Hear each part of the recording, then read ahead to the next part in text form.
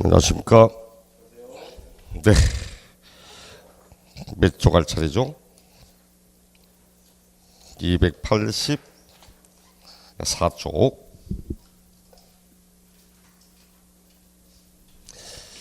양도소득세 계산 나오고 있습니다. 계산하는 거, 세액을 산출하는 과정까지 기본적으로 최저선의 문제가 한 2문제, 많이 넘으면 3문제까지도 이 안에서 나오고 있습니다. 실제 세법 문제 가운데 가장 어려운 문제는 요 안에 있다고 보시면 됩니다. 계산 문제도 계산 문제가 10문제 나오면 10문제 가운데 한 7, 8문제는 요 안에 있다고 보시면 될 거고, 그만큼 가장 어렵고 가장 많은 계산 문제 나오는 부분들입니다. 양도소득세 계산할 때 보니까 왼쪽 편에 284쪽 순서 쪽 나오죠. 그 먼저 무엇 순서부터 꼭 보셔야 돼요. 무엇에서 무엇 차가 무엇이 나오는지 순서부터. 양도한 가액,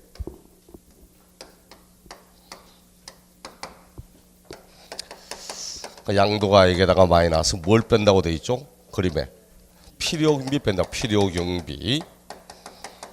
자, 이를 차감하여 구한 것을 양도차익이라고 해요. 양도차익. 필요경비는 3가지가 있습니다. 취득가액 플러스 자본적 지출액 플러스 양도비. 3가지를 필요경비라고 이야기를 합니다. 무슨 경비? 필요경비. 뭐 할 때 필요했던 경비? 양도할 때 필요했던 경비? 아닙니다. 필요경비는 내가 이번에 요 자산을 양도하잖아요. 양도할 때 양도하는 요 자산을 처음에 취득할 때 필요했던 경비, 그 다음 취득하고 난 이후에 보유하고 있는 동안에 자산의 가치를 증가시키려고 필요했던 경비. 내가 건물 4층짜리 샀는데 보니까 엘리베이터가 없어. 취득하고 난 이후에 그 건물에 엘리베이터 설치하면 건축물의 가치가 증가되잖아요. 엘리베이터 설치 비용 다음에 빼줍니다. 보유할 때. 그리고 이번에 그 자산을 양도하기 위해서 필요했던 경비. 필요경비는 취득할 때 필요했던 경비, 보유할 때 필요했던 경비, 양도할 때 필요했던 경비, 이겁니다. 요 3가지 합쳐 필요경비 이렇게 이야기를 합니다. 보통 일반인들에게 양도 차익은 물으면 양도한 금액에다가 취득한 금액을 빼고 끝나는 걸 알고 굉장히 많습니다. 취득할 때 금액만이 아니고 보유할 때 금액, 그리고 양도할 때 금액 이렇게 내게 됩니다. 시험에 문제를 출제할 때는 양도 차익을 실거래가액으로 계산한다면 필요경비에 어떤 것은 포함될까, 어떤 건 포함하지 않을까, 포함하는지 포함하지 않는지 여부. 자, 요 놈도 한 10번쯤 치면 예를 들어 한 5번 정도, 절반 정도 나옵니다. 다음, 양도 차익을 실거래가액으로 하는 경우 필요경비에 관한 설명이다. 거기에 해당하는 것, 해당하지 않는 것, 이렇게 문제를 내게 됩니다. 또다시 필요경비를 할 때 실거래가액이 확인되지 않으면 필요경비를 어떻게 할지, 필요경비 계산하는 방법, 그런 내용은 굉장히 자주 내는 거고, 특히 실거래가액이 확인되지 않아서 어쩔 수 없이 다른 내용 가지고 할 때는 어떻게 계산할까, 최근 계산 문제 그놈 가지고 3번 출제를 했습니다. 굉장히 까다롭게 문제를 낸 거고, 이렇게 양도 차익을 구합니다. 양도 차익은 예를 들어서 내가 취득할 때 1억 주고 취득했다. 1억 주고 취득한 토지를 이번에 5억에 팔았습니다. 1억에 취득했다가 5억에 팔아서 돈 많이 벌었다 안 벌었다? 돈 많이 벌었습니까 안 벌었습니까? 벌었다 그러죠. 20년 전에 1억에 취득했던 건데 20년 전에 1억에 취득했던 걸 지금까지 가지고 있다가 5억에 팔았다. 돈 많이 벌었습니까? 아니잖아요. 그 기간 동안 물가 상승을 따지고 화폐 가치나 하락하고 물가는 상승을 따지면, 즉 인플레이션 따지면 오른 거 하나도 없습니다. 기회비용 따지면 오히려 훨씬 많이 떨어진 거지. 그렇죠. 이 양도 차익이라는 것은 실질 소득을 의미하는 게 아닙니다. 이게 기간이 짧으면 4억이라는 소득이 큰 거지만 기간이 길어지시면 점점점 실질 소득을 하락하기 시작하는 거지. 이거 명목소득이에요. 명목소득. 명목소득입니다. 명목적으로는 단순히 명목상 볼 때는 4억이 올랐지만 보유기간을 따지면 실질소득은 오른 게 없다. 이런 의미가 되거든. 그럼 명목소득을 실질소득으로 바꾸기 위해서는 뭘 해야 돼요? 보유기간이 길면 그 기간만큼의 물가 상승만큼을 빼줘야만 실질소득이 나옵니다. 그래서 여기다가 마이너스 장기간 보유한 것. 자, 장기간 보유한 것에 대해서는 장기 보유 특별공제. 공제 적용을 해주게 됩니다. 이걸 물가 상승에 대한 부분입니다. 물가 상승 공제. 물가가 상승한 것에 대한 공제 적용을 해주게 됩니다. 뭐 1년 가지고 있다가 팔았다, 2년 가지고 팔았다 이런 거 공제 안 해줍니다. 왜? 고기간만큼 물가고는 필요 없기 때문에. 적어도 뭐 3년, 4년, 5년 가지고 하면 그 기간만큼 물가가 상승할 때 빼줍니다. 그 물가 상승은 장기보다는 적어도 3년 이상을 보유한 것부터 물가 상승 공제를 인정을 해주고 있습니다. 자, 이렇게 하여 구한 게 실질 소득이에요. 이게 이제 실질 소득입니다. 우리 법은 양도소득 금액 말하자면 이거는 의미가 그 자산을 실제로 이제 양도하여 발생한 소득이라는 뜻입니다. 이게 실질 소득이거든. 실질 소득은 이제 금액이라는 뜻입니다. 명목 소득에다가 물가 상승만큼을 빼주고 나니까 그 자산을 양도하여 실제로 발생한 소득의 금액이 나왔다. 실질 소득을 구했다는 거예요. 여기에다가 마이너스 기본공제입니다. 기본공제. 기본공제는 일종의 기초공제 승격입니다. 기초공제 승격. 우리 양도소득은 다른 소득과 합산한다, 합산하지 않는다. 안 한다 했죠. 그래서 양도소득은 종합소득에도 합산하지 않고 퇴직소득과도 구분하여 별도로 분류하여 과세 이렇게 이야기를 했습니다. 우리 종합소득에 근로소득은 종합소득에 합산한다 하지 않는다. 근로소득은 종합소득에 합산한다 안 한다? 합니다. 종합소득에 합산하지 않는 게 두 개밖에 없다니까. 양도와 퇴직 딱 두 개 빼고는 다 종합소득에 합산합니다. 보통 일반인들이 뭐 근로소득은 종합소득이니까 아닌데 나 근로자인데 종합소득세 확정신고 납부해 본 적이 없는데. 왜? 연말정산하고 끝냈기 때문에. 원래 연말정산하고 여기 이제 일종의 예비적인 내용입니다. 당신이 연말정산을 해라 이렇게 하면 굳이 같은 내용을 종합소득할 때 또 두 번 반복시킬 필요는 없기 때문에 안 해도 된다는 거지. 연말정산 했지만 내용이 달라진다면 근로소득자도 종합소득 신고해야 됩니다. 양도소득은 종합소득 합산하지 않거든. 근데 근로소득이 되면 연말정산할 때 기초공제가 있어요. 기초공제. 거기다 이제 인적공제로서 배우자공제, 자녀공제, 연로자공제, 장애자공제, 물적공제로서 카드공제, 뭐 등등 의료비공제 등등 여러 가지 공제가 있거든. 근데 양도소득이라고 해서 기초적으로 빼주는 게 단 한 개도 없다면 소득 간의 과세 불평등 문제가 있기 때문에 이런 뭐 양도소득에 대하여 적용하는 일종의 기초공제 성격입니다. 그럼 자산을 양도할 때마다 빼주겠습니까? 자산을 양도할 때마다 기본공제 빼주겠습니까? 1월달에 월급 받았다 배우자 공제, 2월달에 월급 받았다 조강지처공제, 3월달에 월급 받았다 조강지첩공제. 아니잖아, 그렇죠? 아니 소득이 생길 때마다 배우자 공제하는 게 아니지. 연말 정산할 때 딱 한 번 배우자 공제 딱 한 번 빼줍니다. 그런 것 얘도 양도시마다 공제하는 게 아니고 1년에 얼마 이렇게 공제하는 거지 양도시마다 빼주는 게 아니거든. 이런 것처럼 기본공제하여 과세 표준, 이 과표를 구한 다음 곱하기 세율. 자, 이렇게 해서 산출세액을 구하게 됩니다. 물론 뭐 산출한 세금, 납부할 세금 이런 건 아니죠. 우리 교재 보니까 산출세액을 구한 다음 거기에다가 뭐 공제할 것이면 공제하고 감면할 것이면 감면하고 이렇게 하여 결정세액을 구한 다음 이 결정세액을 신고납부하여야 하는데 신고납부 의무를 이행하자면 가산세를 플러스 시키고 그렇게 총 결정된 세금을 구했지만 이미 납부한 세금이 있다면 납부한 세금을 빼고 그렇게 하여 최종적인 세금의 납부 금액 이렇게 나오죠. 반드시 순서 꼭 보셔야 됩니다. 순서. 무엇에서 무엇을 차감하면 무엇이 나오는지. 항상 시험은 단계별로 필요경비 어떻게 할까, 장기부위 어떻게 할까, 기본기 어떻게 할까, 얼마의 세율을 적용할까 이런 내용을 가지고 문제를 삼는 거고 생각보다 순서 묻는 문제도 굉장히 자주 나옵니다. 굉장히 자주 나오니까 가장 간단하게 옛날의 문제는 다음 양도소득의 세액을 산출하는 그 과정의 순서가 올바른 것. 그때 정답이 양도가액, 양도차익, 양도소득금액 과세 표준 뭐 이런 가지고 문제를 삼기도 하고 지문안에 한두 번씩 세액을 산출할 때 공제되는 순서는 필요경비 공제, 장기부유 공제, 기본공제 순서로 공제 적용을 한다. 뭐 이런 내용 내기도 하고 최근 나왔던 문제는 27회 때는 정답이 올바른 걸 찾아라. 양도소득의 산출세액은 양도차익에서 장기보유와 기본공제를 차감하여 구한 금액에 해당하는 세율을 곱하여 구한 금액으로 한다. 오케이, 맞는 지문. 저작년 바로 작년 29회 시험 때 양도소득 문제 틀린 지문이게. 양도소득세는 딱 하면 세액을 산출한 다음 산출한 세액에다가 세율을 곱하여 뭐지라는 거죠. 세액을 산출할 때 이미 세율을 곱하여 나오게 산출세액인데 산출세액에 세율을 곱하여 구한 금액으로 하고 있을 수 없는 이야기입니다. 이런 것처럼 생각보다 순서와 관련 문제 굉장히 많이 내니까 반드시 꼭 보셔야 되고 또 이를 이용해야 됩니다. 어떻게? 장기보유 특별공제 나오죠. 장기보유하고 기본공제 나오면 반드시 위에 있는 요 말들을 인용해야 됩니다. 요 말을 반드시 끌고 가야 돼요. 장기보유는 양도차익에다가 양도차익이라면 여기에다가 해당하는 공제율 이렇게 해서 구한 금액이 바로 장기보유 특별공제액입니다. 근데 지금 한 3번 정도나 장기보유는 양도가액의 공제를 곱하여 구한 금액으로 한다. 틀렸다. 정답.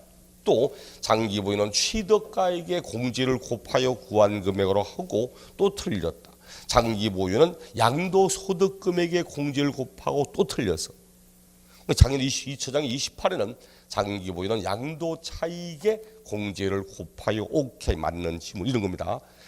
아니 공제율이 몇 프로인 거 알면 뭐하냐 그지. 이 공제율을 어디에다가 곱하여야 하는지를 모르면 구하고자 액수를 전혀 구할 수가 없거든. 반드시 차익이 나오면 차익에다가 공제를 곱한 것. 그리고 이제 양도소득금액 나오죠. 그럼 기본공제는 요 양도소득을 3가지로 나누어서 소득별로 공제한다. 소득별로 양도소득을 3가지로 나누어서 그 각각의 소득별로 공제한다. 이렇게 이야기를 해야 됩니다. 이것도 과거에 양도 자산별로 공제한다 있을 수 없는 이야기입니다. 양도자별로 공제한다 있을 수 없는 이야기야. 반드시 양도 소득별로 각각 1년에 250만 원 이렇게 공제 적용을 하는 겁니다. 자, 이런 것처럼 반드시 위에랑 밑에 공제가 나오면 이 공제는 위에 있는 말들을 꼭 인용하면서 끌고 가도록 해야 될 거고 그렇게 과표 나오면 곱하기 세율하는 겁니다. 순서 꼭 보시 들어가고 제일 먼저 양도 차익 산출합니다. 우리 양도 차익을 산출할 때 양도 차익의 산출 원칙은 실거래가액으로 계산을 해야 됩니다. 원칙은 실거래가액으로.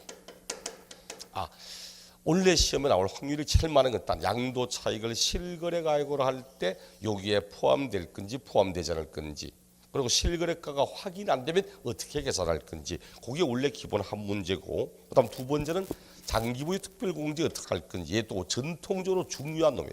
장기보유는 전통적으로 시험에 굉장히 잘 오는데 최근 들어서 뭐 새롭게 신설되고 개정된 게 한 2-3가지가 있기 때문에 요놈도 또 올해는 아마 거의 나올 겁니다. 그다음에 세율. 기본공제는 보통 뭐 지문 1개 정도 내고 끝내는 편들이고 보통 세율을 가지고 문제를 냅니다. 세율 같은 경우는 작년도에 2018년도에 전면 다 개정하고 신설했는데 작년에 문제 내지 않았더라고. 왜? 28회 때 시험을 내다 보니까 29회 연이어내기는 좀 부담스러웠는지 그럼 올해 시험은 아마 거의 세율 가지고 문제를 출제할 겁니다. 조정지역 안에 2주택, 조정지역 내 3주택, 비사업용 토지 등등 조정지역 내 분양권 전매 이렇게 작년에 세율이 굉장히 많이 신설됐거든. 거의 뭐 세율 문제는 나올 겁니다. 자, 양도차익 산출할 때 원칙은 뭘로 한다? 실거래가액, 실지거래가액으로. 원칙은 실거래가액으로 계산을 해야 됩니다. 요거 양도가액은 뭐죠? 양도가액이라 하면 양도자와 양수자 간에 실제로 주고받은 금액, 실지거래가액을 의미하는 뜻입니다. 우리 법을 이렇게 말, 양도가액을 칠판, 양도가액을 실거래가액으로 한다면 취득가액도 뭘로 해야 돼요? 실거래로 해야 됩니다. 그럼 양도와 취득가액을 실거래가액으로 하면 얘들도 반드시 실제로 지출한 비용을 가지고 계산을 해야 됩니다. 교재 보니까 양도 차익은 양도가액에서 필요비를 공제하여 계산하는 금액이고 양도 차익을 계산할 때 양도가액을 실거래가액에 따를 때는 취득가액도 실거래가액에 의하고 그리고 양도가액이 실거래가가 도저히 확인되지 않아서 어쩔 수 없이 기준시가 등으로 한다면 그때는 취득가액도 기준시가로 하여야 하고 반드시 상방을 일치시켜야 됩니다. 그 밑에 원칙은 실거래가다. 양도가액이라 하면 양도자와 양수자 간에 실제로 거래한 가액을 의미하는 거고 동그라미 2번 일괄 취득, 일괄 양도 이건 이미 취득사 할 때였습니다. 제가 이렇게 했잖아. 부동산을 사고 팔았는데 토지와 건물은 뭐죠? 토지 건물은 각각 독립부동산이죠. 그렇죠? 분미 독립부동산이야. 그래서 거래할 때는 토지 얼마, 건물 얼마 이렇게 거래를 해야 됩니다. 실거래가액을 표시할 때. 근데 우리 취득세 할 때 있지만 전체 15억에 판 거야. 보통은 이렇게 거래하거든. 얼마입니까? 매매가 15억. 이거 팔았습니다. 딱 팔고 나면 이 사람 양도소득세 신고해야 되거든. 근데 양도세 신고하는데 과세빈 신고서를 보면 신고서에는 이래 되어 있습니다. 토지, 건물 따로 되어 있어. 토지와 건물, 토지 독립부동산이니까 따로따로 표시해야 됩니다. 그럼 뭐 언제 취득했냐, 취득일, 언제 양도했냐, 양도일, 취득가액 얼마냐, 양도가액 얼마냐, 그래서 구한 금액에 등등등 이런 식으로 취득 양도 비용, 양도가액. 토지와 건물의 취득일 똑같습니까? 토지 건물의 취득일 똑같습니까? 아니 참 어떻게 고기를 끄덕입니까? 내가 처음에 취득할 때는 토지만 사서 나대지로 샀다고 한 4년 정도 묵혀 있다가 4년 뒤에 건물 지어서. 그럼 토지와 건물의 취득일 다르잖아. 취득일이 다르면 뒤에 가서 장기 보유할 때 보유기간도 틀리거든. 그럼 장기보 특별금액 금액이 틀려져요. 그럼 취득가액, 토지 얼마 주고 샀냐, 건물 얼마 주고 샀냐, 토지 얼마에 팔았고 건물 얼마에 팔았냐 물으니까 이 양반, 그럼 선생님 얼마에 파셨습니까? 15억. 그럼 15억 가운데 토지는 얼마고 건물은 얼마입니까? 그러니까 15억인데. 그냥 15억이 알겠는데 그 가운데 토지는 얼마고 건물은 얼마입니까? 15억인데. 왜? 자기 이래 판 적이 없거든. 이래 되면 큰 문제가 뭔지 압니까? 이 양반이 이 건물을 가지고 있는 동안 임대사업을 했거든. 임대사업자야. 사업자는 사업적 목적으로서 부동산을 거래하면 부가가치세 내야 됩니다. 근데 부가가치는 토지는 부가가치세 면세 대상이야. 토지는 부가가치 안 됩니다. 그럼 요 15억 가운데 건물 가액 요 금액의 10%의 부가가치세를 내야 되거든. 근데 문제는 요 금액의 10%인데 토지 얼마인지 건물 얼마인지 구분이 안 되잖아. 그럼 이때는 부가가치세 계산도 할 수가 없게 됩니다. 그래서 우리 법은 토지와 건물을 일괄 양도하여서 토지가액, 건물가액이 구분되지 않으면 양도하는 날 현재 토지와 건물의 기준시가 고금액 비율로 나누어서 금액을 구분하도록 이렇게 하고 있습니다. 그게 이제 일괄 취득, 일괄 양도 이런 뜻입니다. 양도 취득가액을 실거래가액에 따라 산정하는 경우로서 토지와 건물을 일괄 취득하거나 일괄 양도한 경우 이를 각각 구분하여 기장을 하되 반드시 각각 따로따로 기장을 해야 돼. 토지와 건물은. 하지만 토지 건물의 가액 구분이 분명하지 않다면 취득 또는 양도 당시 밑줄 짝 기준시가를 고려하여 안분 계산한다고 양도하는 날 현재 토지와 건물의 기준시가 고금액 비율로 안분하면 됩니다. 이 양반 처음에 취득할 때도 또 뭐 10억 주고 샀는데 일괄 취득해서 얼마인지 모르겠다. 뭐 취득하는 날 현재 기준시가 비율로 토지와 건물의 가액을 구분하면 된다는 뜻입니다. 그런데 봐, 취득세도 토지 건물 구분해야 돼. 기준시가는 국세를 정할 때 금액이거든. 취득세는 지방세거든. 취득세 할 때도 토지와 건물이 구분되지 않을 때는 그때는 취득할 당시 토지와 건물의 시가 표준액 비율로 안분 계산합니다. 그럼 앞으로 지방세가 나와서 토지 건물을 일괄 취득했다면 토지 건물의 시가 표준액 비율로 안분하고 국세가 나오면 토지 건물의 기준시가 비율로 안분하고 이렇게 말하면 다 맞습니다.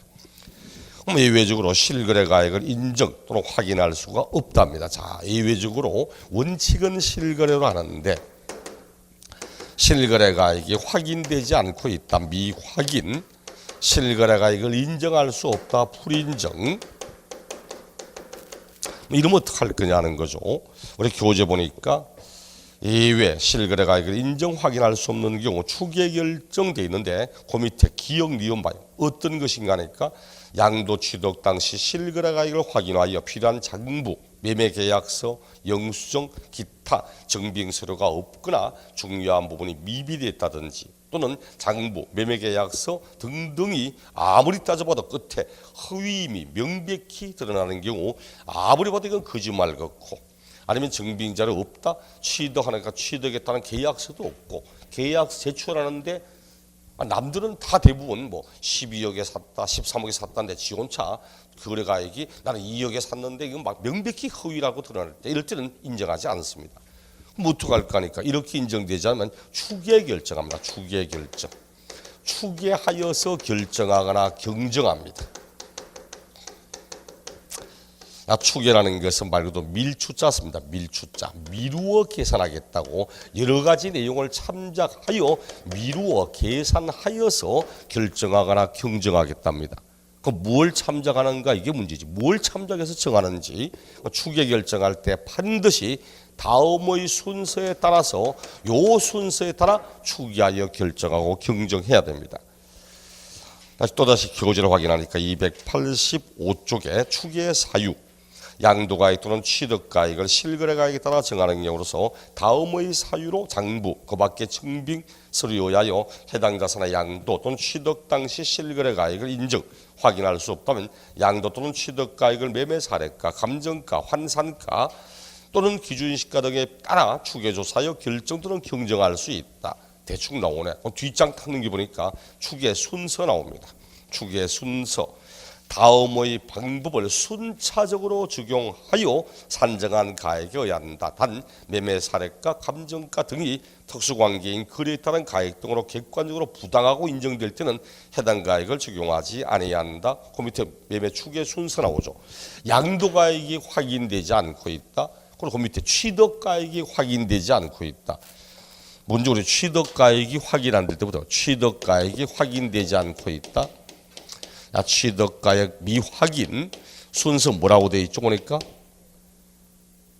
밑에 박스에 추계 순서 취득가액의 결정 매감 환기 나오죠. 매매 사례가 감정가 환산가 또는 기준시가에 되어 있습니다. 반드시 요 순서로 해야 됩니다. 요 순서 절대 바꾸면 안 돼요. 매매 사례가 그다음 두 번째 감정가 세 번째 환산가 요렇게 해도 도저히 나오지 않으면 마지막으로 기준시가 씁니다. 요 세 가지 매감환은 실거래가액으로 인정을 해줍니다. 요 놈은 실거래가로 인정을 해줘. 이렇게까지 하여도 도저히 실거래를 찾지 못하면 어쩔 수 없이 기준시가 이래 간다는 뜻입니다. 매는 매매 사례가액을 얻는다. 매매 사례가 매매의 사례가액을 의미합니다. 매매 사례가라는 것은 내가 이번에 부동산 취득했잖아. 그렇죠? 딱 취득을 해서 내가 취득했는데 취득가액이 니끼 확인 안 된다고? 그럼 당신이 취득한 요 날 기준으로 전 6개월, 전 3개월, 후 3개월, 앞뒤로 3개월을 딱 나누어서 당신이 취득하였던 그 자산과 동일하거나 유사한 다른 자산에 다른 사람들의 매매 사례가가 나오면 당신도 그 금액을 적용시키겠다고 이야기를 합니다. 이렇게 나왔을 때 제일 취약은 아파트입니다. 아파트. 다른 것은 위치가 틀려. 상가라도 위치가 틀린 순간부터 건물 가치가 달라져요. 또 같은 상가지만 건물 구조도 틀리고 면적도 틀리고 시설도 용도도 틀리거든. 그렇기 때문에 여기 있는 건물이나 뭐 여기 뒤에 있는 건물이나 무슨 차이 있다고 만약 이렇게 돼 있다. 이래 돼 있어도 만약 학교가 여기 있어. 학교가 있다 보니까 요 건물은 정화구역에 걸리지만 이 건물은 정화구역에 안 걸리잖아. 그럼 여기는 노래방도 할 수 있고 등등 할 수 있지만 이건 노래방 절대 못 하거든. 이런 식으로 정화구역이 안에 따라서 위치에 따라서 다 틀려 이제 건물은. 근데 아파트는 같은 구조에 같은 위치에 같은 면적에 같이 지었거든. 이게 동일하거나 유사한 내용이야. 물론 1층하고 뭐 20층하고는 가치가 틀리지만 5층이나 6층이나 큰 차이가 없잖아. 그럼 당신이 아파트 취득했는데 전후 3개월 안에 당신 아파트 그 같은 동에 같은 평수 아파트가 한 개라도 거래된 게 있다면 그 금액이 네 금액이다. 이런 식으로 판단을 하는 겁니다.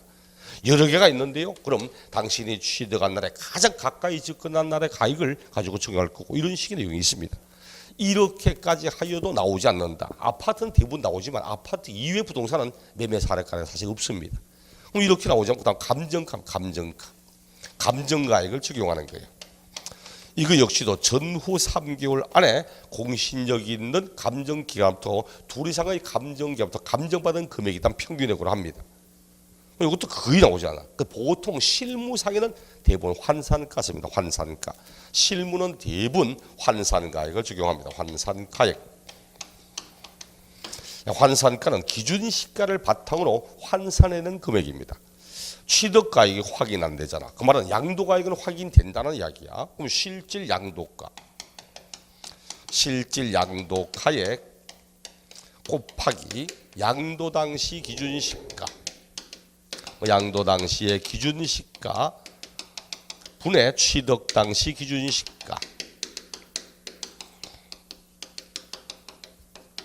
기준시가는 뭐 개별 공시가, 개별 주택 가격, 토지나 주택은 시가 표준액과 똑같습니다. 토지는 개별 공시가고 주택은 개별 주택 가격 등을 의미하는 뜻이야. 그럼 요거 매년마다 공시하거든. 아시고 학기론 시간에 부동산 가격 공시에 관한 법률에 따라 토지와 주택은 매년 공시합니다. 그럼 매년 공시가 되고 있기 때문에 양도할 때 기준시가 얼마라고 공시되었는데 당신 실제로 얼마에 팔았구나. 그럼 취득할 때 기준시가가 이 금액이었다면 실질 취득 금액은 이 금액이겠네. 이렇게 해서 이게 환산 취득가를 의미하는 뜻입니다. 기준시가를 바탕으로 취득가액을 환산해냈다는 뜻이지. 이런 식으로 구하는 공식 이렇게까지 해도 나오지 않으면 마지막으로 기준시가 이렇게 이야기합니다. 그 요금에까지는 실거래가로 인정해주고 도저히 못 찾으면 기준시가 하는 겁니다.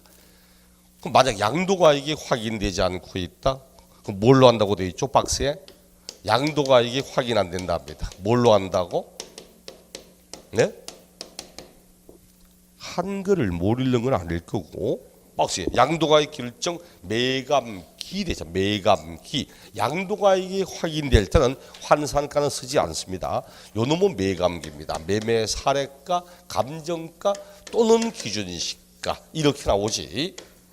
얘는 환산가액은 사용하지 않습니다.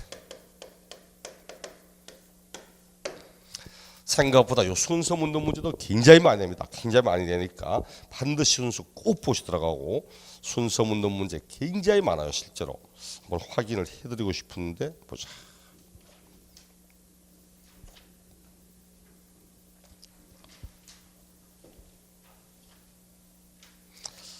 (326쪽) 326쪽에 18번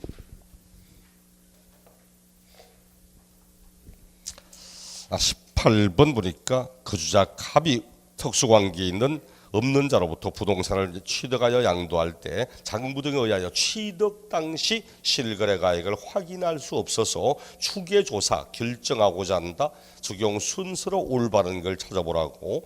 기억 끝에 보니까 매매 사례가, 니은 끝에 보니까 환산가, 디귿 끝에 감정가, 니을 기준시가. 그럼 매감 환기 이렇게 되니까 기억, 디귿, 니은, 니을 이렇게 사용을 하는 겁니다. 그렇죠?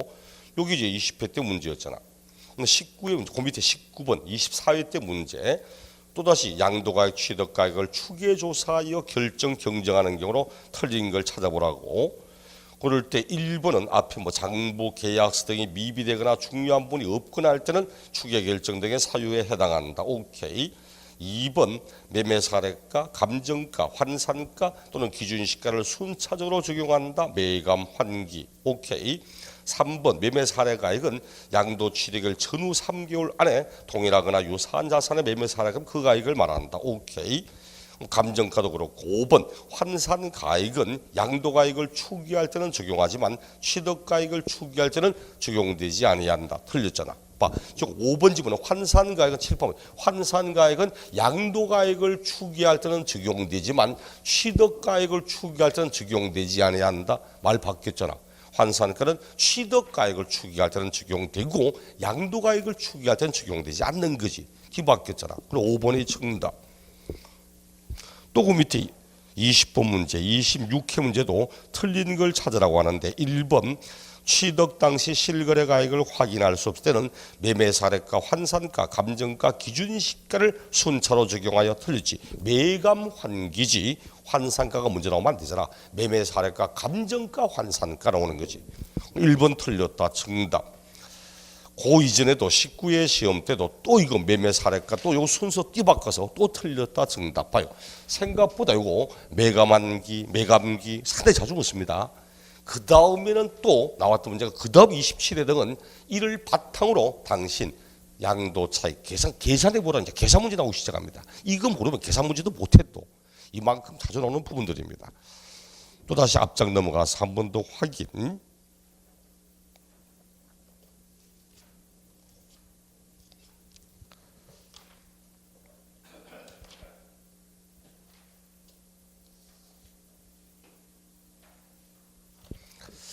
또다시 앞으로 넘어가서 봅시다. 285쪽 제일 위에 양도 차익의 산정 동그라미 2번 양도 차익을 계산할 때 양도가액을 실거래가액 보세요. 양도가액을 실거래가액 그리고 괄호 딱 보니까 매매사례가 감정가가 있다면 매매사례가 감정가를 포함한답니다. 요거 양도가액을 실거래가액으로 할 때 만약 매매사례가 감정가가 있다면 얘도 매매사례가 감정가도 실거래가액에 포함이 시키도록 하고 또 매매 양도가액 실거래가액 취득가액도 실거래가액 괄호 매매사례가 감정가 환산가가 있다면 매매사례가 감정가 환산가를 포함한다. 즉 얘들까지는 실거래가액에 포함해서 인정을 해주겠다는 뜻입니다. 그리고 여기도 보듯이 취득가액 할 때는 매감환까지 나오지만 양도가액이 실거래할 때는 매매사례가 감정가만 나오지 환산가가 없잖아. 그렇죠? 이런 식으로 사용을 합니다. 그럼 이제 이런 식으로 하니까 첫째 요거 실거래가액으로 계산할 때 어떻게 할지인지 실거래가액으로 한다면 어떻게 계산할 건가 봅시다. 양도 차익을 실거래가액으로 한다.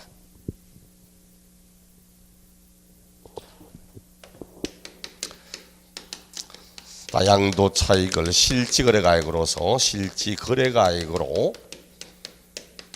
그 양도가액은 당연히 뭐 양도자와 양수자 간에 실제로 주고받은 금액을 의미하면 됩니다. 물론 다 예외는 있습니다. 분명히 그들 사이에 실제 주고받은 금액하지만 만약 형과 동생이 그래. 형 동생이 아니면 내가 내 부동산을 내 처제한테 팔고 있고 이렇게 특수한 관계에 있는 사람들 사이 거래이기 때문에 원래 시가가 딱 있지만 요 시가보다 현저하게 높게 팔 수도 있고 현저하게 낮게 팔 수도 있잖아요. 동생이 나한테 부동산 팔러 와가지고 형 내가 굉장히 돈이 너무너무 아쉽다고 내 지금 아파트 2억짜리인데 혹시 형이 2억 한 5천에 사주면 안 되냐고. 결국은 어쩌면 2억 내가 사주는 거야. 그럼 이거는 특수관계자 사이기 때문에 현저하게 높게 하는 겁니다. 그 우리 부분 뒤에 가면 특수관계자 사이의 거래이기 때문에 현저하게 높게 낮게 거래할 때는 당사자 간의 거래를 실거래로 인정하지 않고 원래 시가대로 계산하겠다 이런 게 있습니다. 이게 부당행위 계산이라고 하면 부당행위 계산. 양도가액은 그렇고 뭐 예외는 있긴 합니다. 단 시험은 그건 따로인데요. 그러고 시험은 요거네 필요경비. 요거입니다. 필요경비에는 취득가액도 있고 플러스 자본적 지출액도 있고 플러스 양도비도 있고 플러스 양도비 뭐 요 세 가지를 가지고 취득가액. 그럼 이제 양도차익을 실거래가액으로 한다면 양도가액이 실거래가액 양도가액이 실거래면 취득가액도 실거래가액 얘들도 하나하나 지출한 비용입니다. 그럼 시험은 그럼 과연 요 금액이 포함될 건지 포함되지 않을 까 물어. 취득가액에는 어떤 것이 있어? 매매동으로 했다면 매매의 가액, 건축이 있다면 건축의 원가, 그렇죠? 건축의 원가라든지 이런 데 가면 됩니다. 취득가액에는 매매가액이 있을 거고 매매가액. 두 번째 뭐 건설했다면 건축의 건설 원가가 있을 거고. 그리고 이런 거 하기 위해서 조세, 취득 관련 조세, 공과금, 우리 취득 관련의 세금 다음에 다 빼줍니다. 취득세 내잖아. 취득세 내는 거, 등록면허세 내는 거, 중개업자의 기준 중개수수료, 법무사 기준 법무사수로 다음에 부동산 양도할 때 다 공제해줍니다. 다 공제 적용해줍니다. 취득 관련 조세, 공과금 이거 다 빼줘요. 거기에다가 이런 것도 취득 관련 재비용, 조세 공과금 말고도 취득에 관련되어서 나갔던 재비용들, 중개 수수료 이런 거, 법무사 수수료 이거 다 빼줍니다. 취득할 때 주었던 중개 수수료 빼줍니다. 양도할 때 내었던 중개 수수료 빼줍니다. 그런데 취득 관련 세금, 취득세 납부했습니다. 취득세 납부했는데 다음에 팔고 난 뒤에 공제받으려고 집구석을 아무리 뒤져봐도 취득 관련 영수증서가 없네. 분명히 받았는데 다 찾아봐도 없어. 빼줄까 안 빼줄까? 빼줄까 안 빼줄까? 빼줍니다. 왜? 조세에 관한 부분은 행정기관의 전산기록에 남아있어요. 그러니까 우리 법에는 이런 세금 관련 내용은 내가 설사 증빙되는 영수증서가 없어도 빼준다고 이야기합니다. 요 놈은 빼줘 안 빼줘? 요 놈은 원래는 빼주게 돼 있습니다. 그런데 아무리 찾아봐도 중개수로 냈다는 사실이 증빙되지가 않아요. 영수증서 없어. 영수 있기는 있는데 영수증 딱 해가지고 영수증 일금 250만 원을 중개 수수료조로 받았음을 상위 영수함 신일지 이래 적어주거든. 아무 효력이 없습니다. 중개 수수료조로 하지만 큰 의미가 없어. 정상적인 내용을 갖춰야 돼.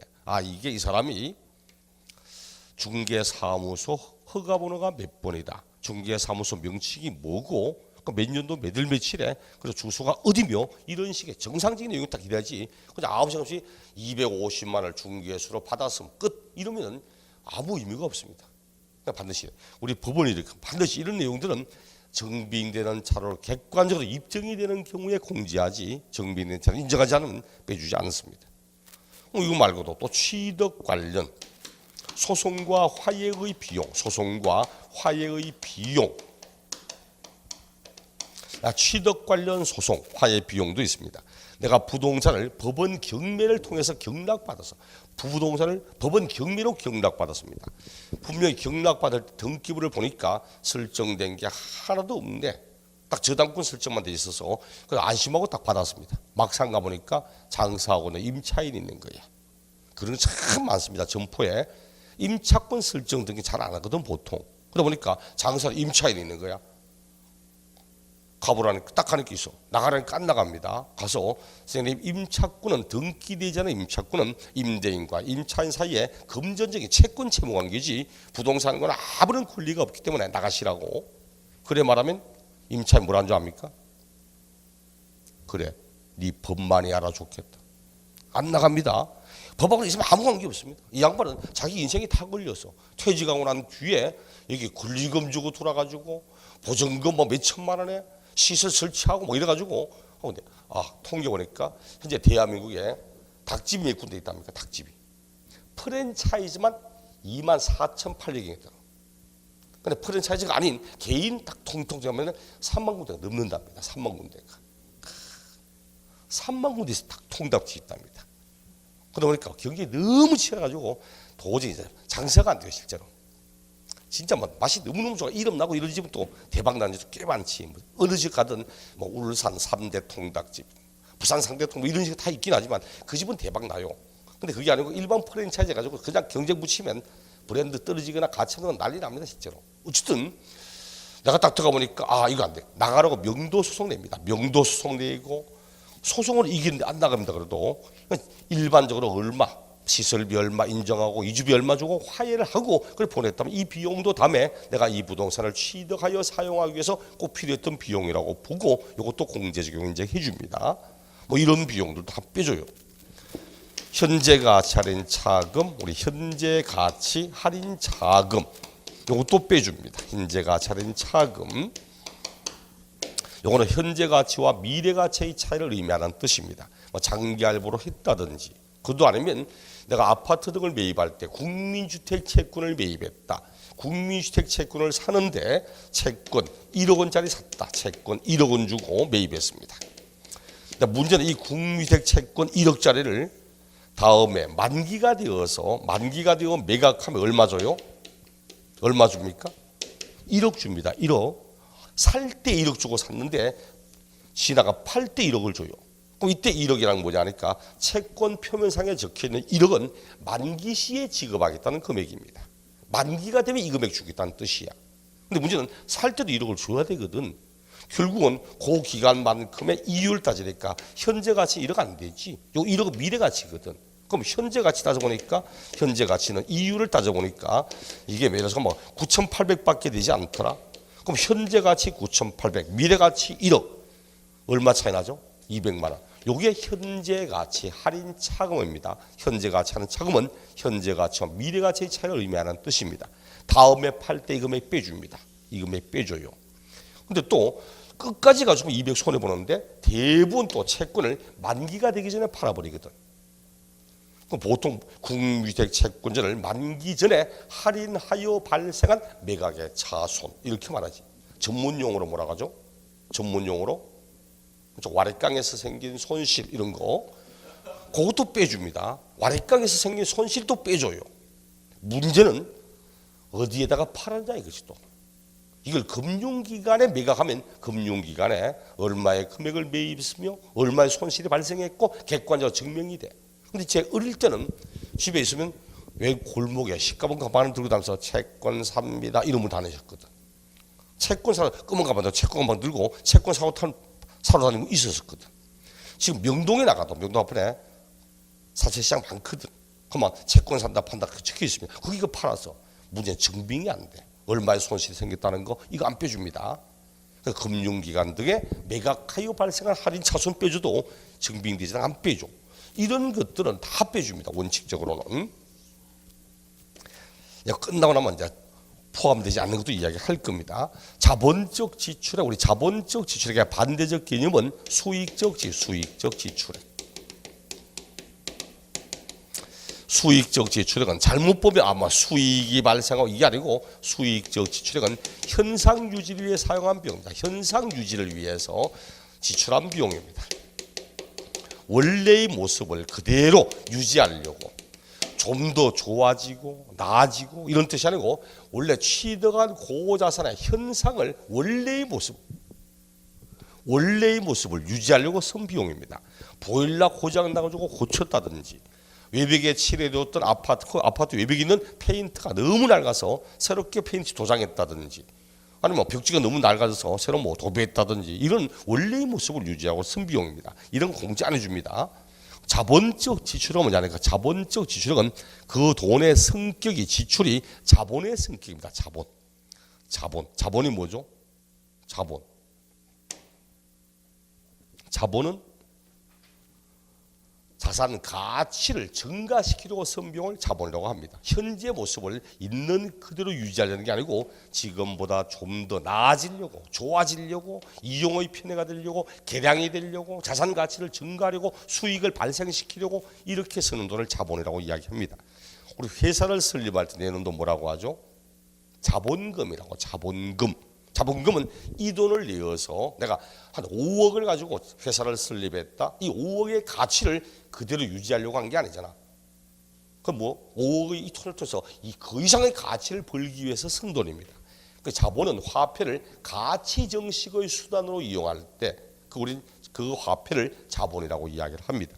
화폐는 여러 가지 기능이 있거든. 제일 본질적 기능은 물물 교환할 때 매개체로 쓰려고 나온 게 바로 화폐입니다. 나는 바닷가에 생선 잡고 있다. 설날도 다 돼가니까 오븐에 잡은 칼치 한 10마리 들고 우리 집에 옷이라도 사주려고 옷가게 가서 내가 칼치 한 10마리 줄 테니까 우리 애 옷 좀 달라니까 그 집 옷가게 아저씨가 우리 식구들은 칼치는 비리 나서 안 먹는답니다. 이 아버지 솔직히 옷 못 삽니다. 이제 옷 파는 사람 옷 들고 가서 신발가 가서 우리 애 옷을 한 그릇 줄 테니까 신발 한 그릇 하니까 작년 추석에 사는 옷도 아직 남아가지고 필요 없답니다. 이 양반 신발 못 삽니다. 그럼 얼마나 생활이 힘듭니까? 이런 물물교 할 때 매개체 역할이 바로 화폐거든.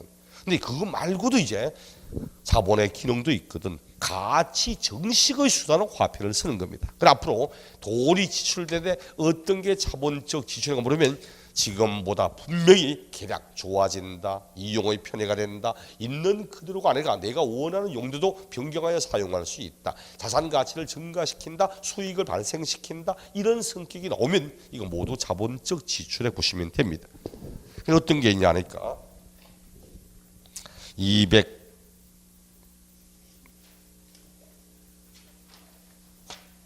290쪽에 자본적 지출액에서 사업자가 소유하는 감가상각 자산의 내용연수를 연장시킨다. 내용연수, 건축물의 수명을 연장시킨다는 뜻입니다. 내용 연수, 견디는 연수란 뜻이거든. 아니면 당해 자산의 가치를 증가시키려고 사용하는 비용. 그 밑에 보니까 다음과 같은 것도 있다. 어떤 거? 용도 변경을 위해서 들어간 비용, 엘리베이터 등의 설치 비용이라든지, 아니면 좀 더 좋아지려고 나아지려고 개량한다, 이용의 편의가 된다, 자산 가치를 증가시킨다, 이런 비용들. 그도 아니면 뭐 취득할 때 들어갔던 소송화의 비용은 취득가액이지만 취득한 이후에 발생되는 소유권 관련 소송과 화해 비용. 그럼 시에 보니까 뭐라고 하죠? 시에 나오는 보니까 등등등, 막 이런 시는 따로 볼 필요 없네. 아니면 그 밑에 용도 변경 개량에 관한 비용, 그 밑에 이를 보니까 개발 부담금, 그 개발 이익의 환수에 관한 법률. 이거 뭐죠? 개발 부담금 왜 내는 거죠? 개발 사업을 통하여 이익을 보았기 때문에, 이익을 혼자가 내라는 겁니다. 이도 내는 이유는 이익을 보았기 때문에, 좋아졌기 때문에 내는 겁니다. 그 밑에 재건축 초과 이익의 환수에 관한 법률에 따른 재건축 부담금, 이거 내는 이유도 뭐죠? 재건축 사업을 통하여 초과 이익을 보았기 때문에 이익을 혼자 내라는 뜻입니다. 전부 돈 내는 이유가 좋아진다, 나아진다, 개량된다, 내가 원하는 정도로 바꿔 쓸 수 있다, 건축물의 수명을 연장시키고 있다, 자산의 가치를 증가시키고 있다, 수익이 발생되었기 때문에, 이런 뜻입니다. 말뜻을 이해하면 되게 쉬워요. 이거. 시험 낼 때는 보통 요거 대신 수익적 지출액 또는 자산의 현상 유지를 위하여 지출한 비용 하면 이건 비용 아니라고 포함하면 안 된다고. 양도비는 그 자산을 양도하기 위해서 직접적으로 들어간 비용을 의미하는 뜻입니다. 오른쪽 페이지 보니까 자산을 양도하기 위하여 직접 들어간 비용, 뭐 증권거래세, 아니면 과세표준 비 밑줄 짝어서 양도소득 과세표준 신고서 작성 비용. 요거 뭐죠? 세무사에게 맡겼을 때 그 세무대행 비용을 의미하는 뜻입니다. 내가 자산을 양도했다고 양도소득세 신고하는데 내가 직접 계산하기 어려워서 세무사에게 맡겨서 신고했다. 그 신고서 작성 비용, 이것도 빼준다고 하는 거고, 계약 작성 비용, 공정 비용, 인지대라든지 등등등. 그것도 아니면 밑에 뭐 국민택 채권 등을 만기가 되기 전에 할인해서 매각해서 발생한 매각 차손도 빼주고, 이렇게 이야기를 합니다. 그럼 시험의 문제는 뭐냐니까, 그럼 이런 것들은 다 포함이 돼요. 하지만 포함되지 않는 것, 어떤 것은 포함하지 않는가? 실제로 요거 알면 됩니다. 요거 알면 포함되는 거 다 기억할 필요 없이 포함되지 않는 내용을 정확히 알면, 대부분 요거 알면 문제 푸는데 아무 지장이 없어. 어떤 건 포함되지 않는가 봐요. 첫째, 내가 뭔가 잘못했기 때문에 낸 돈은 절대 공개하지 않습니다. 내가 세법상의 의무를 위반했다, 법률을 위반했다, 계약을 위반했다, 이런 것처럼 내가 잘못했기 때문에 낸 거예요. 퉁쳐서 보면 내가 뭔가 잘못했기 때문에 낸 비용,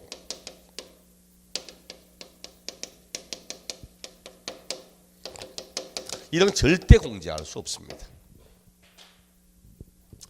표현이 너무 투박하다 그런데, 어쨌든 이런 거 있습니다. 취득 관련 세금 빼주거든. 취득 관련 조세는 빼줘요. 그런데 취득세를 신고기한 안에 신고하지 않아서 무신고 가산세, 납부불 성실 가산세 나왔다. 가산세는 원래 내어야 할 돈입니까? 아니잖아요. 세법상의 의무를 위반했기 때문에 낸 금액이지, 정상적으로 세금을 납부했다면 지출할 필요가 없던 금액이야. 이건 절대 안 빼줍니다. 취득 관련 조세의 가산세, 가산금, 이런 것들은 절대 공제받을 수 없다는 거지. 이와 마찬가지로 혹여나 뭐 중개수수료 이래 말해도 법정 한도를 초과하여 지출한 중개수수료 그건 빼주지 않습니다. 한도까지만 인정하지 한도를 초과하는 건 인정하지 않습니다. 거기에다가 계약을 위반했습니다. 계약을 위반한 거야. 뭐냐니까 대금 지급의 지연, 대금 지급의 지연으로 인한 이자예요. 지연으로 인한 이자. 요 이자는 원래 주어야 할 돈입니까? 아니잖아요. 오늘까지 잔금을 지급하기로 분명히 계약했는데 오늘 잔금 지급을 하지 못했습니다. 지연하게 된 거야. 다음 달에 잔금 줄게요. 대신 한 달만큼 이자는 드리겠습니다. 이 이자는 원래 계약을 지켰다면 전혀 지출할 필요가 없던 금액이야. 이게 정상적으로 계약에 따라서 약정에 따라서 원래 주기로 했던 이자는 빼줍니다. 하지만 계약을 위반했기 때문에 이자는 안 빼줘. 세 번째, 부당행위 계산.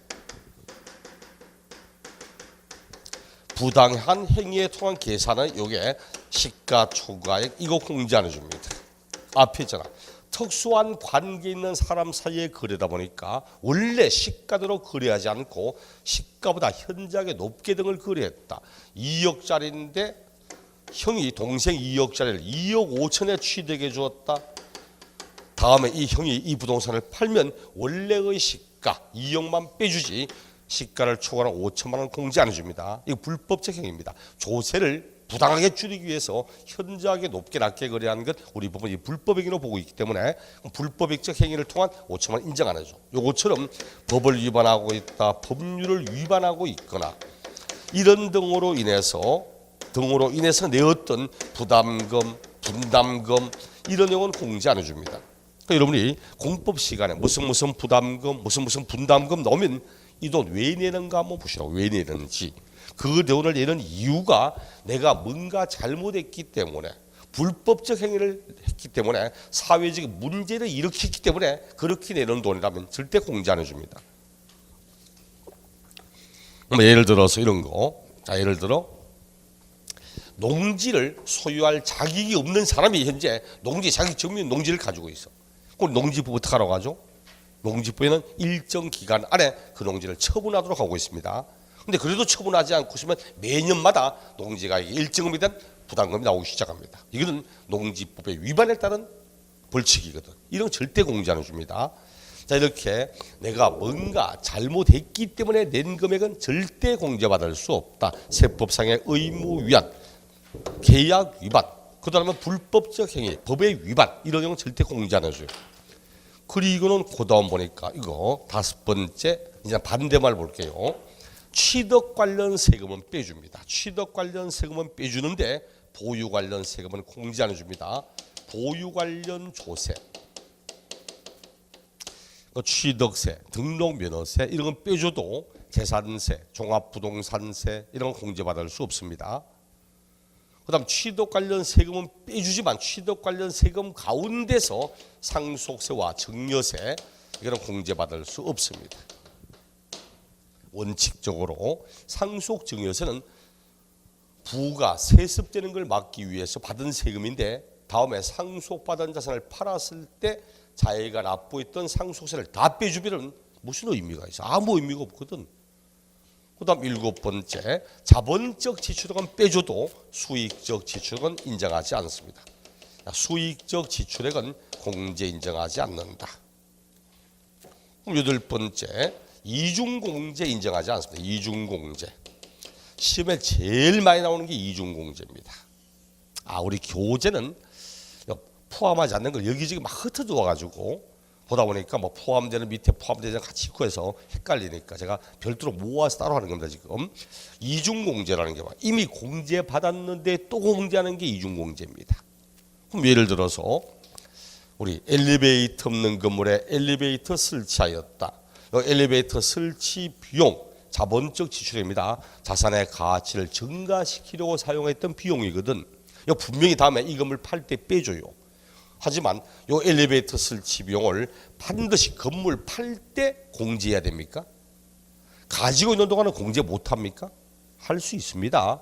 이 양반 건물 임대를 통한 임대소득 종합소득세 신고하면서 나 원래 이 건물 임대를 통하여 이만큼의 소득이 생겼다. 근데 이 소득을 벌기 위해서 내가 원래 지출했던 비용 가운데는 엘리베이터 설치 비용도 있다. 이렇게 해서 공제받을 수 있어요. 그거. 그럼 이미 취득한 탕의 연도나 가지고 있는 동안에 양도소득이 아닌 다른 소득 금액을 계산하면서 필요경비라고 하여 산입하여 이미 공제받았거든. 받았는데 양도소득세 계산할 때 또 공제하면 같은 비용 가지고 두 번 공제받는 겁니다. 이건 인정하지 않습니다. 이중공제. 우리 법원이나 보통 아무리 취득가액 자본적 지출액에 해당하는 비용이라 해도 취득한 연도 또는 보유 기간 중에 양도소득이 아닌 다른 소득 금액을 계산하면서 다른 소득 금액 계산 시 필요 경비에 산입하였던 금액, 이런 금액은 다음에 양도할 때는 공제받을 수 없다 이렇게 이야기를 합니다. 보통은 이런 정도 가지고 냅니다. 이런 정도 가지고 이런 부분들을 띄엄띄엄 쭉 이제 흩어놓다 보니까 어떤 것은 포함할 수 없는가 대표적인 내용 몇 가지만 풀게요.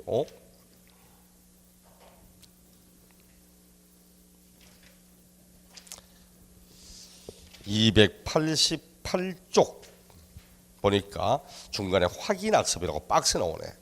현재 가치는 자금은 원래 포함됩니다. 현재 가치는 포함돼. 그런데 그 밑에 박스 현재 가치는 자금을 취득 원가에 포함하는 경우에서 양도자산에 보유하는 기간 중에 그 현재 가치는 자금의 상각액을 각 연도 사업소득 금액에 계산할 때 필요금으로 산입했거나 산입할 금액이 있다면 이건 취득가액에 포함시키면 안 된다고. 결국이잖아 봐. 자, 칠판 보세요. 현재 가치는 자금은 분명히 포함되는데 그 놈을 가지고 있거나 또는 가지고 취득하거나 가지고 있는 동안에 사업소득 금액을 계산하면서 필요금이라고 하여 이미 산입하고 있다면 이때는 취득가액에 포함시키면 안 된다는 뜻입니다. 이거 이야기하거든. 그 밑에 소송 화해 비용도 또 봐요. 밑에 또 확인학습에 취득에 관련된 쟁송이 있는 자산에 대하여 소유권을 확보하기 위하여 직접 소유된 소송 비용, 화해 비용 이건 인정합니다. 그런데 그 비용으로서 지출한 연도의 이미 지출한 당의 연도에 각 소득금액 계산하면서 필요금에 산입됐던 거라면 이건 양도할 때 또 산입하면 안 되거든. 이중공제니까 이것도 취득가액에서 제외시킨다고 이야기를 하고 또 여기도 그 오른쪽 페이지 또 박스의 확인학습에 당초 약정에 의한 거래가액의 지급기일의 지연으로 인하여 추가로 발생한 이자는 취득가액에 포함 안 된다고. 대금 지급의 지연에 따른 이자에 포함 안 된다고. 그 밑에 B 박스 바로 밑에 취득과 관련 없는 재산세, 종합부동산세적 보유 관련 세금 공제받을 수 없다고. C 상속 증여세 포함할 수 없다고. 니은 부당의 계산에 따른 시가초과에 포함하면 안 된다고. 그 다음 취득에 관련 없는 이자 B 약정에 따른 지급기일의 지연으로 인하여 추가로 발생한 이자 포함 안 된다고. 니을은 모두 이겁니다. 니을이 모두 이중공제입니다. 니을이 모두 이중공제야. 니을에 A, B, C 전부 다 이중공제 이야기를 하고 있습니다. 그러니까 이런 식으로 쭉 이야기를 하거든. 그리고 하나 더 하면 세금 말고 다른 비용에 대하여 객관적으로 증빙이 되지 않고 있는 비용, 객관적으로 이 돈을 지출했다는 사실이 객관적인 증빙이 이루어지지 않고 있는 이런 비용은 공제 인정하지 않습니다. 이런 식으로 쭉 해서 포함되는 것, 포함되지 않는 것 지금은 개념만 잡으세요. 개념만. 다음에 아직 뭐 몇 번이나 해야 되니까 지금 첫째는 내가 뭔가 잘못했기 때문에 낸 금액은 절대 공제받을 수 없다는 것과 그리고 취득 관련 세금은 빼도 보유 관련 세금 빼주지 않는다. 그리고 자본적 지출 인정해도 수익적 지출 인정하지 않는다. 양도비라고 말하지만 이런 비용이 객관적으로 증빙되지 않는다 등등등 이런 공제받을 수 없다. 그리고 이미 공제받은 걸 또 공제하는 이중공제 인정하지 않는다. 이런 식으로 내용 보시면 됩니다. 이제 실거래가액으로 할 때 이야기고 실거래가액이 확인되지 않아서 어쩔 수 없이 추계결정으로 계산할 때 어떻게 할 건지 잠시 후에 이 놈을 보고 그 다음 이제 장기보유, 기본공제, 세율, 산출한 세금 등에 관한 나머지 내용들을 보도록 하겠습니다.